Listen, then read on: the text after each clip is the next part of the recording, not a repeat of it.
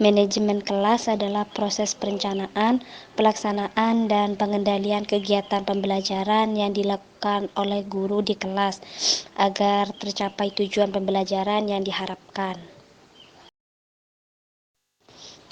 Prinsip-prinsip manajemen kelas yaitu yang pertama konsistensi, menetapkan aturan dan ekspektasi yang konsisten untuk semua siswa. Yang kedua keterlibatan, yaitu melibatkan siswa dalam pengambilan keputusan dan pembelajaran aktif. Yang ketiga yaitu pencegahan, mencegah masalah perilaku sebelum mereka muncul dengan membangun hubungan positif. Yang keempat, reaksi yang adil, yaitu memberikan respon yang adil terhadap perilaku siswa. Yang kelima, pengelolaan waktu, yaitu mengelola waktu secara efektif untuk memaksimalkan pembelajaran. Yang keenam, pengelolaan kelas yang efisien, yaitu mengatur ruang kelas dan aliran kegiatan yang baik. Yang ketujuh yaitu komunikasi, berkomunikasi secara efektif dengan siswa, orang tua, dan rekan kerja. Pendekatan dalam manajemen kelas yaitu ada 3, yaitu yang pertama pendekatan perubahan perilaku. Dalam manajemen kelas, pendekatan perubahan perilaku ini bertujuan untuk menciptakan kondisi belajar yang kondusif dengan mengubah perilaku siswa yang negatif menjadi positif. Yang kedua yaitu pendekatan berbasis sosio-emosional.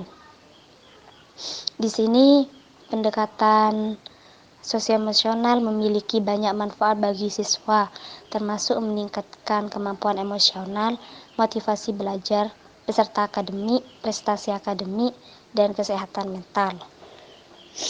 Yang ketiga yaitu pendekatan proses kelompok. Dalam manajemen kelas, pendekatan kelompok ini merupakan langkah yang tepat untuk menggali hasil belajar kognitif dan afektif siswa, karena mengedepankan kerjasama interaktif dan orientasi pada kelompok belajar.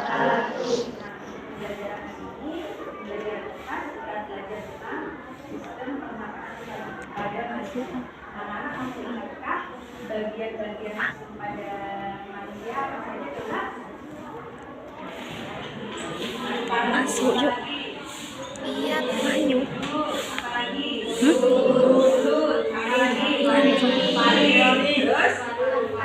lalu anak-anak coba Bu Novi terangkan lagi ya. Sistem pernapasan pada manusia itu. Coba anak-anak praktekkan dengan dirinya sendiri. Anak-anak menghirup udara, ya. Yang dihirup itu apa? Coba. Oksigen. Nah, melewati apa? Hidung. Dari hidung diteruskan kemana? Kemana anak? Hidung langsung ke faring. Setelah faring ke paru-paru. Nah, di dalam paru-paru ini ada bintik-bintik kecil, namanya apa? Alveolus.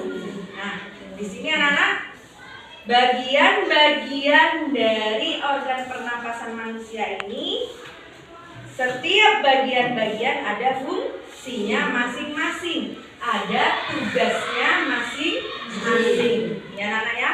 Nah, anak-anak menghirup oksigen dari mana? Menghirup lewat hidung. Di dalam hidung itu ada bulu-bulu atau rambut-rambut hidung. Gunanya untuk apa? Untuk menyaring. Ya anak-anak ya, untuk menyaring udara kotor yang bersih masuk paru-paru, yang kotor disaring oleh rambut-rambut halus di dalam hidung anak-anak. Ya. Biasanya dalam hidung anak-anak ada kotoran kalau dibersihkan. Itu namanya apa? Iya, pupil. Nah, itu kotorannya. Ya, kotoran. Makanya anak-anak kalau keluar rumah, mau berangkat sekolah atau mau ke kota, silahkan menggunakan masker. Ya, biar tidak menghirup udara kotor. Kalau semakin banyak udara kotor yang dihirup anak-anak, semakin menebal juga apanya tadi? Pupilnya. Ya. Nah, udara bersih di apa? udara bersih masuk ke dalam paru-paru. Nah, di sini pertama lewat faring. Apa gunanya faring, anak-anak?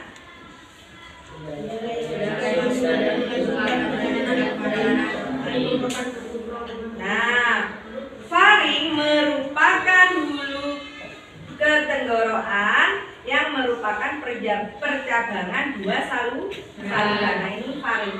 Coba dilihat di bukunya anak-anak. Ya, nah di situ. Di faring inilah udara bertemu dengan makanan dan minuman. Anak-anak menghirup udara lewat hidung, terus masuk ke faring. Anak-anak makan lewat mulut juga masuk lewat faring seperti itu. Nah, setelah faring di situ ada tenggorokan dan cabang tenggorokan. Apa fungsinya, anak-anak? Apa fungsinya? Nah, tenggorokan itu anak-anak ya, di sini udara diteruskan ke tenggorokan dan melewati pipa saluran udara. Nah, di situ bercabang menjadi dua. Percabangan itulah yang disebut sebagai bronkus. Nah, cabang itu namanya bronkus. Nah, sudah dilihat bukunya? Pada persimpangan tersebut terdapat sensor batuk anak-anak. Jika ada nasi atau benda asing pada saluran pernapasan, maka benda itu akan didorong ke atas dengan cara batuk. Pernah anak-anak enak-enak makan moro-moro batuk, moro-moro kesel juga? Pernah? Siapa yang pernah seperti itu? Pernah semua. Sakit enggak rasanya? Nah, itu.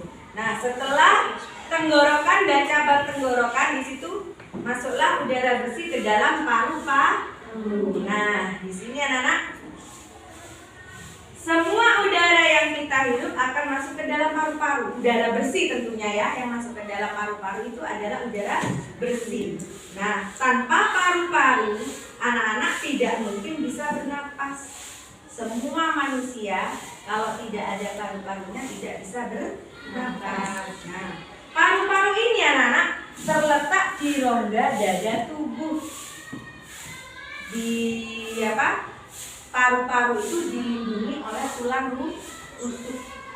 Ya anak-anak ya.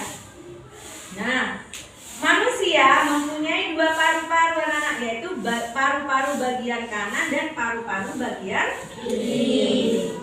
Ada serambi kanan, ada serambi kiri gitu ya. Kalau jantung seperti itu sama. Paru-paru terdiri atas satuan kecil yang dinamakan alveolus. Gelembung kecil-kecil ini itu di buku kalian itu namanya alveolus. Anak-anak kemarin waktu lebaran pernah lihat orang nyembelih sapi. Nah, di situ ada paru-paru kan? Anak-anak pernah megang paru-parunya sapi? Empuk ya. Terus ada gelembung-gelembungnya. Nah, sama paru-paru manusia seperti itu. Gelembung-gelembung kecil itu namanya alveolus. Nah, dalam alveolus akan terjadi pertukaran udara di situ antara oksigen yang kita hirup dengan karbon dioksida. Anak menghirup oksigen, ya. Terus mengeluarkan karbon dioksida. Yang mana oksigen dihasilkan oleh tumbuhan. Ya anak-anak ya, oksigen itu dihasilkan oleh tumbuhan yang diperlukan oleh manusia. Setelah itu manusia mengeluarkan karbon dioksida yang dibutuhkan oleh tumbuhan. Gunanya untuk apa? Kalau biasanya tugas di sini biasanya proyek. Kalau yang di buku paket ini biasanya anak-anak proyek. Kalau tugas mandiri biasanya di banyak prakteknya. Ada sih beberapa, tapi nggak sebanyak kalau di OKS. Kalau OKS apa itu LKPD-nya anak-anak kan gitu. Lebih banyak menggunakan pendekatan kelompok. Imbang sih, kadang kita kelompok, kadang kita mandiri seperti itu.